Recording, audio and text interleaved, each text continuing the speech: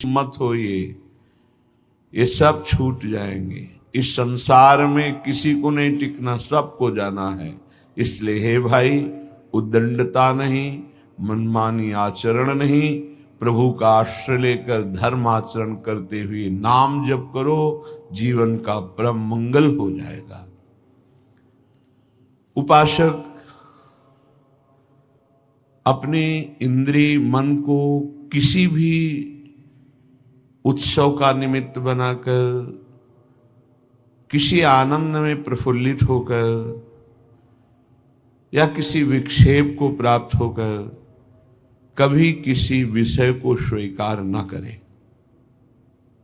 बहुत ध्यान से सुनना, एक दिन की छूट तुम्हारे जीवन भर के लिए वो संस्कार रूप में फांसी बन जाएगी। ऐसी जगह आपको फंसा देगी, निकलना मुश्किल हो जाएगा। फंसना सहज है, निकलना मुश्किल है। हर भोग एक विशाल अथाह दलदल है, धंसते चले जाओगे, निकलना कठिन है। इस बात को दिमाग में चाहे लिख लो या डायरी पे लिख लो। हर भोग माया का ऐसा दलदल है कि जो इसमें एक बार चखने के लिए कूदा वो धंसता चला गया। गुरु कृपा हरि कृपा निकाल ले तो निकाल ले, या निकला हुआ महापुरुष निकाल ले, अन्यथा वो उसमें डूब ही जाता है। ऐसा दलदल है। वह श्री जी का कृपा पात्र है, आज नहीं तो कल वो महापुरुष बन जाएगा। अर्थात जो महापुरुषों की गति वो उसे प्राप्त हो जाएगी। वो धामवासी है, प्रियाजू ने स्वीकार किया है। आपका क्या अधिकार है कि आप उस पर दोष दर्शन करें? तो कह रहे हैं जो वृंदावन धाम में वास करते हैं उनके दृष्ट दोषों को दिखाई दे रहा है। ऐसा नहीं कि नहीं दिखाई दे रहा, आप आरोप लगा रहे हैं, दिखाई दे रहा है। दृष्ट दोषों को सत्य मान करके वर्णन करते, उनकी निंदा करते हैं, तो आपका भाग्य दुर्भाग्य में बदल जाएगा। यदि आप ये विचार करके कि श्री जी के लाड़िले हैं, इनकी बाहरी बात है पर इनको पर बहुत कृपा है, आज नहीं तो कल ये सब सुधर जाएंगे क्योंकि लाडली जी के कृपा पात्र हैं, बात बन गई। ऐसे मूर्ख लोग अपना संकट स्वयं चयन कर लेते हैं। जो दूसरों की, वृंदावनवासी की दोष दृष्टि से निंदा आदि करते हैं, बहुत निकृष्ट बात है, इसे कभी स्वीकार न करें। सच्ची कहते हैं, देखो अपने सब पावन भूमि में बैठे हैं, निंदा तो अपनी करनी चाहिए। अंदर से देखो, ईमानदारी से देखो, जो हमारे अंदर कूड़ा करकट है इसकी निंदा करनी चाहिए कि मैं बहुत नीच हूं, हम पर इतनी कृपा है लाडली जी की, इतना दुलार कर रहे हो, हम उनकी दुलार को ठुकराए चले जा रहे हैं। वो कह रहे हैं दाहिने चलो, हम बाएं बढ़ते चले जा रहे हैं, पर वो कृपा ही करते जा रहे हैं। हम कभी एकांत में बैठकर नहीं रोए मैं कितना नीच अपराधी हूं कि अपने इतने करुणा में स्वामी का विरोध कर रहा हूं, उनके विरुद्ध चल रहा हूं, जबकि प्रतिकूलस्य विसर्जनम, बिल्कुल विसर्जन कर देना, आज के बाद कोई गलती नहीं होगी। पर हम गलती पे गलती करे जा रहे हैं। श्री जी इस बार माफ कर दो, आगे से फिर किया, श्री जी इस बार माफ कर दो, फिर वही वो माफ करती चली जा रही। हमसे गलती होती। जब हम ये देखेंगे तो हम दूसरे को देखने लायक ही नहीं। हम क्या दूसरे को देखें? हम अच्छे हों तो दूसरे को देखें, और जब सच्चाई में तुम अच्छे हो जाओगे तो दूसरे के दोष नहीं दिखाई देंगे, सब में अपने प्रभु दिखाई देंगे। इसलिए श्रीपाद कह रहे हो, मूर्ख लोग अपने संकट को बुलाते हैं, संकट का निर्माण करते हैं। ये बहुत भयावह बात है कि किसी वैष्णव या किसी वृंदावनवासी की निंदा बिल्कुल भूल कर मत करना। ये ब्रजवासी जन भगवान के लाड़िले हैं। देवराज इंद्र को भ्रम हो गया, घुटनों पे आ गए, तब भगवान ने क्षमा किया। जाओ, त्रिभुवनपति घुटनों पे बैठे थे इसी रज में। ये जो गोविंद कुंड है ना, घुटनों के पर थे, नाथ क्षमा कर दो, जाओ। ऐसा अहंकार मत करो कि तुम्हारे द्वारा पूरी सृष्टि चल रही है। ये ब्रजवासी हमारे प्राण हैं, अगर इनको कोई संकट तो फिर हम उसको महासंकट में डाल देंगे। हमारे ब्रजवासियों को कोई ना छेड़े। भगवान कह रहे मेरे प्राण हैं ब्रजवासी जन। देवराज इंद्र से ज्यादा नाराज नहीं हुए। कारण जानते हो? किया तो उपद्रव ब्रजवासियों को पीड़ा देने का, लेकिन सब ब्रजवासी एक साथ बैठ कर दिए ना, तो लालजू ने थोड़ा तो उन पर शासन किया, फिर कृपा कर दी। लेकिन ब्रह्मा जी के ऊपर कृपा नहीं की, क्योंकि अलग कर दिया। ये उपद्रव किए पर सबको इकट्ठा कर दिए, इसलिए ज्यादा इनको पढ़ के देख लेना। ज्यादा नहीं, बस इतना कहा तुम देवराज हो, सतोगुणी हो, अहंकार मत किया करो। लेकिन ब्रह्मा जी तो कांप के चले ही गए, भगवान मुस्कुराए नहीं। क्यों? ब्रजवासियों को अलग कर दिया। तुम ब्रह्मलोक में मायामयी सैया पे सुला दिया, हमारे प्राण प्यारे ब्रजवासियों का अपराध करते हो। तो आज तक ब्रह्मा जी का प्रवेश नहीं ब्रज में, बात समझ लो। वो मूर्ख हैं जो वृंदावन या ब्रजवासी जो वास कर रहे हैं उनके प्रति दोष दृष्टि करें। 12 वर्ष में तो सिद्ध हो जाता है, 21 वर्ष में क्यों नहीं परिवर्तन हुआ?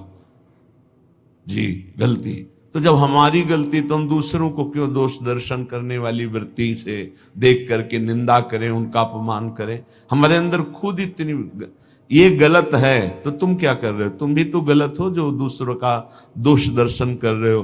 परमार्थ कहता है किसी के भी ना दोष देखने ना गुण देखने, सब में भगवत भाव देखना। संसारी पुरुष क्रिया देखता है, परमार्थ का पथिक कारण देखता है। कारण श्री हरिवंश भनम, क्रिया नहीं देखता है। क्रिया देखने वाला संसारी होता है। श्रीपाद कह रहे वो मूर्ख लोग संकट की स्वयं रचना कर देते हैं। अच्छा, ये कोई पाप नहीं है कि क्षय हो जाएगा तो आप मुक्त हो जाएंगे। ये अपराध है, वैष्णव अपराध। ये तभी क्षय होगा जिस वैष्णव से अपराध मना है उससे क्षमा याचना हो जाए, नहीं तो, या फिर आपको पता नहीं तो गुरुदेव क्षमा कर दे, जाओ कोई अपराध नहीं। तो अखंड मंडलाकारम व्याप्तम इन चराचरम, गुरुदेव सब में व्याप्त है, हर अपराध क्षमा कर सकते हैं वो। गुरुदेव अगर कह दे जाओ कोई अपराध नहीं, तो कोई अपराध नहीं। गुरु महिमा बहुत बड़ी है। मंत्र मूलम गुरु वाक्यम, मोक्ष मूलम गुरु कृपा। हर अपराध से मुक्ति के लिए गुरुदेव है।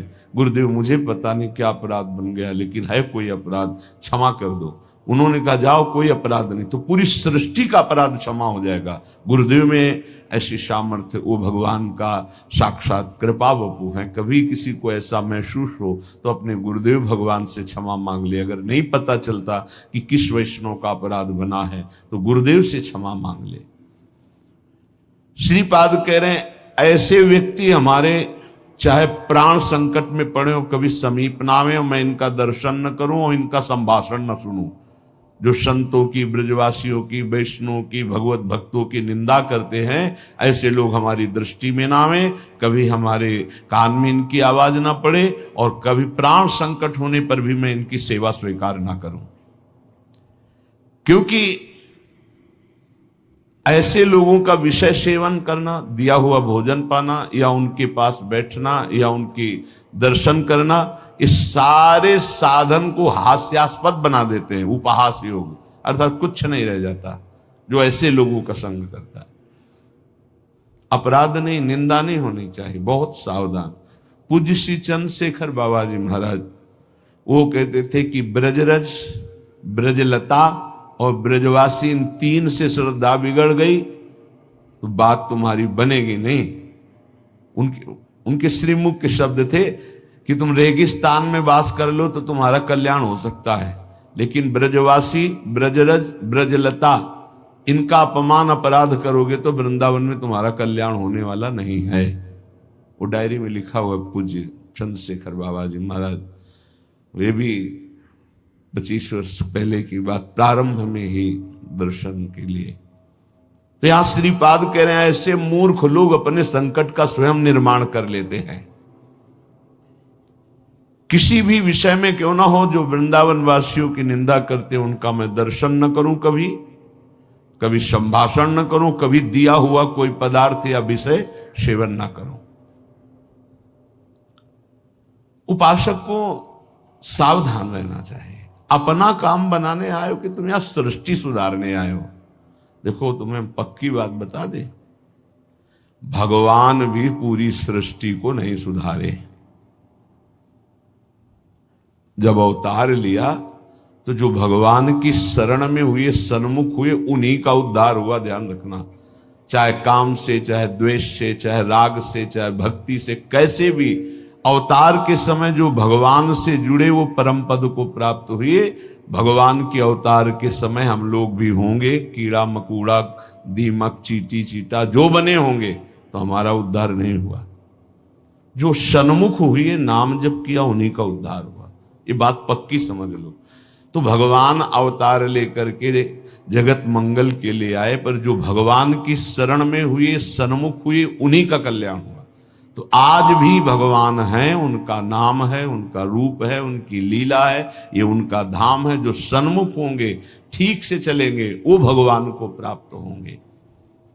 वो गुरु नहीं है जो अपने शिष्य को भगवत प्राप्ति न करा दे, मृत्यु के पास से छुड़ाकर अमर पद न प्रदान कर दे। वो गुरु नहीं। गुरु न सस्यात्, वो कैसा गुरु जो अपने शिष्य को भगवत प्राप्ति न करा दे। वो कुटुंबी स्वजन नहीं है जो भगवान के भजन में ना लगा दे। अगर भगवान का भजन नहीं करने देता तो जाके प्रिय न राम वैदे ही तजिए ताहि कोटि बैरी सम जद्यप परम सने ही।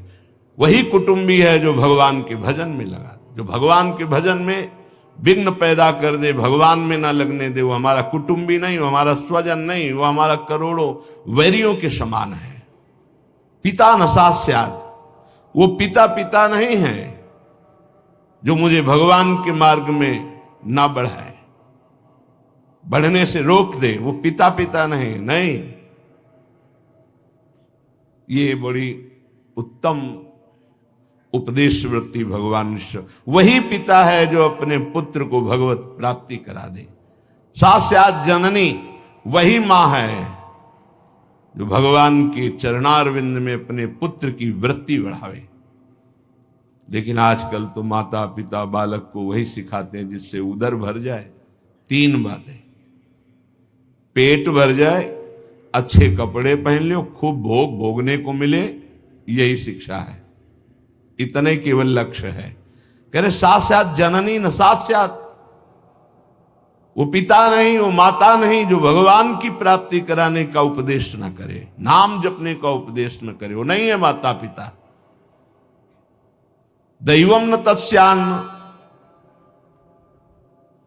यद्यपि दैव बड़ा माना जाता है, पर वो दैव किस काम का जो हमें भगवान का भजन ना करने दे, विमुख कर दे। और सही बतावे, दैव कुछ है ही नहीं, हमारे कर्म ही हमारे दैव हैं। मानव जीवन मिला है इस दैव वाली बात को व्यर्थ कर देने के लिए। भजन करो इतना डट के, हर प्रारब्ध क्षीण हो जाए, हर कर्म भस्म हो जाए। दैव आलसी पुकारा, खूब नाम जप करो। कह रहे वो पाणी ग्रहण करने वाला पति नहीं है जो श्री कृष्ण की प्राप्ति करने में बाधा पहुंचा दे। जो श्री कृष्ण की प्राप्ति कराने का सहयोग दे, वही पति है। जो संसार से मेरे को मुक्त करेगा, वही गुरु, वही पिता, वही माता, वही भाई, वही स्वजन, वही पति, वही संबंधी, अन्यथा नहीं। बहुत हृदय संभाल करके अब सुनिएगा। निष्किंचनस्य भगवद भजनोन्मुखस्य पारम परम जिगमिशोर भवसागरस्य संदर्शनम विषयिणामथ योषितांच हा हंत हंत विषभक्षणमतोप्य साधु। हे साधु विरक्त,